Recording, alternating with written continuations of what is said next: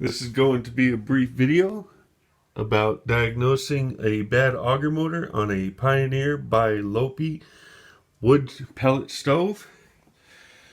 First, we're going to come to the back. You need to remove the back panel cover, which is there. Then we're going to locate the two wires coming out of your auger motor, which is here and here.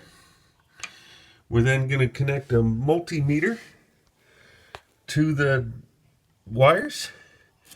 We're just going to check for continuity to see if there's any breaks in the wires. So you put your multimeter to continuity. You hook one wire to the black. And mind you, might I add that you need to make sure that everything is unplugged before you do so. So as you can tell, I'm getting continuity. So that tells me that there's no breaks in the wire and that potentially there is nothing wrong with the auger motor. So give me 1 second and I will hook these back up. It takes two hands. Kind of tricky to do it one-handed. So I'm going to hook this back up. Then we're going to go to our draft flow switch or vacuum switch. So I have the wires hooked back up. We're going to come over to the side panel.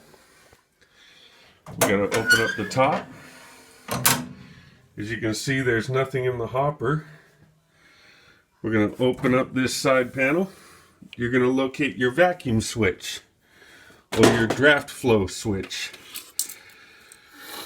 which on this particular model is right here.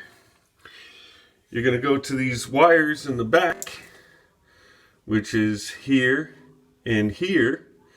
We're going to disconnect them and we're going to create a bridge with this little fancy contraption. And then after we make the bridge, we're going to plug in the device. This is still unplugged. So we unhook the two wires.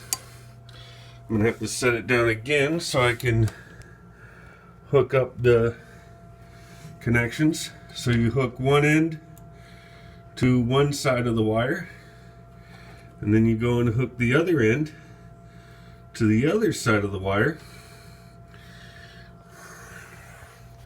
like so.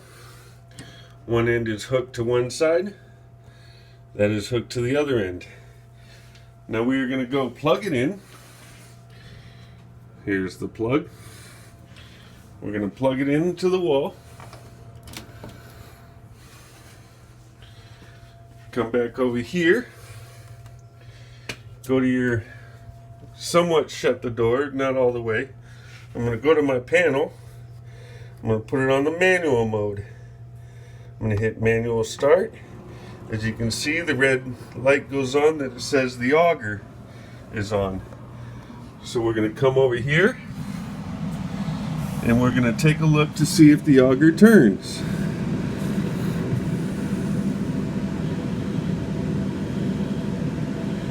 Which it should turn momentarily. And there it started to turn a little bit. I'm going to let you see it turn one more time. That way you can see. There it turned again. So that tells me that the auger is not the problem. That tells me that the problem is my vacuum pressure switch.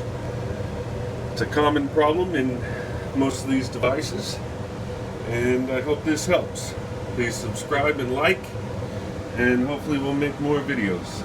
Thank you.